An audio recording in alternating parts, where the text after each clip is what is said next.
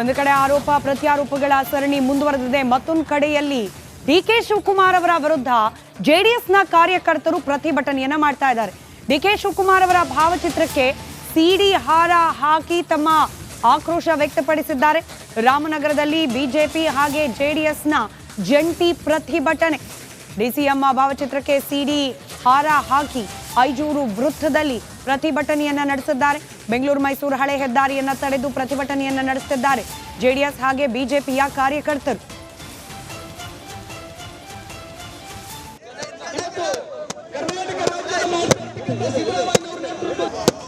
ರಾಜೀನಾಮೆ ನೀಡಬೇಕು ಅಂತೇಳಿ ಕರ್ನಾಟಕ ಡಿಕೆ ಶಿವಕುಮಾರ್ ಅವರು ಯಾವ ಮುಖ ಹಾಕಿಕೊಂಡು ವಿಧಾನಸೌಧಕ್ಕೆ ಹೋಗ್ತಾರೆ. ರಾಜೀನಾಮೆ ಕೊಡಬೇಕು ಅಂತೇಳಿ ರಾಮನಗರ ಜಿಲ್ಲಾ ಭಾರತ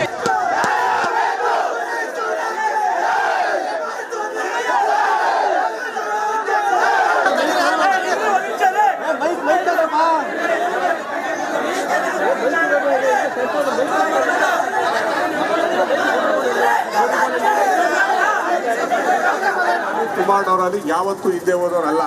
ಅವ್ರು ಯಾರೇ ಆಗಿರಲಿ, ಅವ್ರು ಎಷ್ಟು ದೊಡ್ಡ ವ್ಯಕ್ತಿ ಆಗಿರಲಿ, ನಮ್ಮ ಪಕ್ಷದ ಯಾವ ಕಟ್ಟಾಳೆ ಆಗಿರಲಿ, ತಪ್ಪು ಮಾಡಿದವರು ಶಿಕ್ಷೆ ಆಗಲೇಬೇಕು.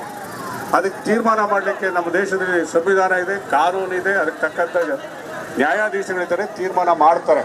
ಆದರೆ 4 ಗೋಡೆ ಮಧ್ಯೆ ನಡೆದಂಥ ಅಸಹ್ಯ ಆಗ್ತದೆ ನಮಗೆ ಇಂಥ ಸರ್ಕಾರಗಳು ನೋಡಲಿಕ್ಕೆ.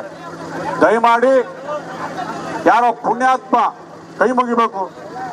ಇವತ್ತೇನಾದರೂ ಆ ಮನುಷ್ಯ ಬಂದು ನಿಜ ಹೇಳದೇ ಇದ್ರೆ, ದೇವರಾಜೇಗೌಡ ಅಂತಕ್ಕಂಥ ವ್ಯಕ್ತಿ ಇವತ್ತು ಬಂದು ಸತ್ಯ ಹೇಳದೇ ಇದ್ರೆ, ಇಲ್ಲಿ ಆಯ್ತಾ ಇರೋದೆಲ್ಲ ನಿಜ, ಇವರೆಲ್ಲ ಕಳ್ಳರು, ನಾವು ಮಾತ್ರ ಹರಿಶ್ಚಂದ್ರ ತುಂಡುಗಳು, ಇವರೆಲ್ಲ ಮಾನಹಾನಿ ಮಾಡೋಕೆ ನಿಂತಿರೋರು ಅಂತ ಹೇಳ್ಕೊಳ್ತೀವಿ. ನಡಿ ಈಗ ಶುರು ಮಾಡೋಣ. ಕೇಸರಿಯಿಂದ ಮನೋಲ್ಲಾಸ ಮನಸ್ಸು ಮತ್ತೇರಿ ಕುಣಿದಾಡಿದೆ ನೋಡು, ಮನಸ್ಸು ಮತ್ತೇರಿ ಕುಣಿದಾಡಿದೆ ನೋಡು.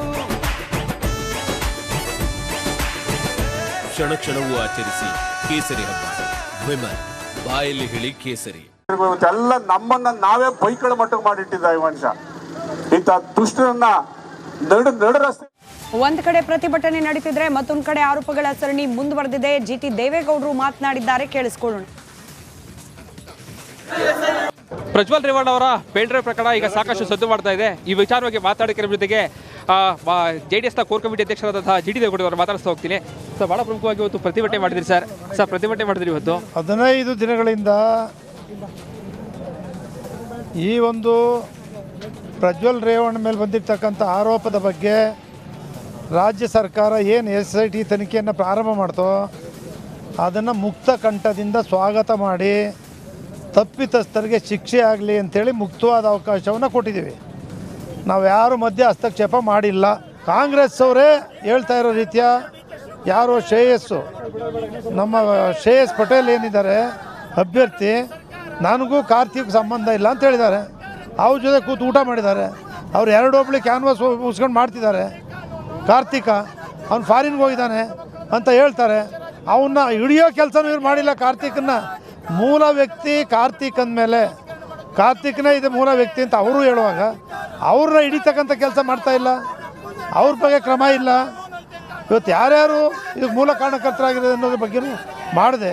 ಬರೀ JDS ಪಕ್ಷ HD ದೇವೇಗೌಡರು ಕುಮಾರಸ್ವಾಮಿ ಅವ್ರನ್ನ ಹೆಸರನ್ನ ತಂದು, ನರೇಂದ್ರ ಮೋದಿ ಅವರ ಹೆಸರನ್ನ ತಂದು ತಳ್ಕಾಗ್ತಕ್ಕಂಥ ಕೆಲಸವನ್ನು ಚುನಾವಣೆಗೋಸ್ಕರ ಇವರು ಮಾಡಿದರೆ ಹೊರತು ಚುನಾವಣೆಗೋಸ್ಕರವಾಗಿ ಈ ರೀತಿ ಅಪಪ್ರಚಾರವನ್ನು ಮಾಡುವ ಮೂಲಕ ಅವ್ರಿಗೆ ಇವತ್ತು ಮುಳ್ಳಾಗಿದೆ.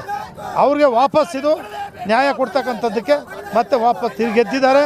ಜನತಳ ಕಾರ್ಯಕರ್ತರಿಗೆ ಗೊತ್ತಾಗಿದೆ, ರಾಜ್ಯ ಜನರಿಗೆ ಗೊತ್ತಾಗಿದೆ. ಇದು ಸೃಷ್ಟಿ ಮಾಡಿದ ಕತೆ. ಶಿಕ್ಷೆ ಆಗಲಿ ಅಂತ ಅವರೇ ಹೇಳಿದ್ದಾರೆ. ಹೆಣ್ಣು ಮಕ್ಕಳಿಗೆ ಸಂರಕ್ಷಣೆ ಮಾಡ್ತಕ್ಕಂಥ ದಿಕ್ಕಲ್ಲಿ ಸರ್ಕಾರ ಇಲ್ಲ ಅಂತಕ್ಕಂಥದ್ದು ಗೊತ್ತಾಗ್ತದೆ. ಪೆನ್ ಡ್ರೈವರು ಮಡ್ರಾಸ್ ಒಂದು ಕಂಪ್ನಿ ಪರ್ಚೇಸ್ ಮಾಡವ್ರೆ, 3 ಕೋಟಿ ರೂಪಾಯಿ ಅಂತ ಹೇಳ್ತಾರೆ. ಅಲ್ಲಿಂದ ಮಲೇಷ್ಯಾ ಲ್ಯಾಬ್ನಲ್ಲಿ ಇದನ್ನು ರೆಡಿ ಮಾಡಿಸಿದ್ದಾರೆ. ಇದನ್ನೆಲ್ಲವೂ ಕೂಡ ಅದೇನೋ ಹೇಳ್ತಾರೆ ಅದಕ್ಕೆ ಮಾಫಿಂಗ್ ಮಾಡ್ತಕ್ಕಂಥದ್ದನ್ನು ಅಲ್ಲಿ ಯಾವ್ದು ಸೇರಿಸ್ಬೇಕು, ಯಾವ್ದು ಮಾಡಬೇಕು, ಯಾವ ರೀತಿ ಮಾಡಬೇಕು ಅಲ್ಲಿ ಮಾಡಿದ್ದಾರೆ. ಅದರಿಂದ ಇದೆಲ್ಲವೂ ಕೂಡ ತನಿಖೆ ಆಗಬೇಕಾದ್ರೆ ನಮ್ಮ SIT ಅವ್ರಿಗೆ ಮಾಡ್ಲಿಕ್ಕೆ ಸಾಧ್ಯ ಇಲ್ಲ. ಅವ್ರಿಗೆ ಅಧಿಕಾರ ಇಲ್ಲ. ಅದರಿಂದ ಮಲೇಷ್ಯಾಕ್ಕೆ ಹೋಗ್ಬೇಕು ಅಂದರೆ ಇವರೆಲ್ಲರೂ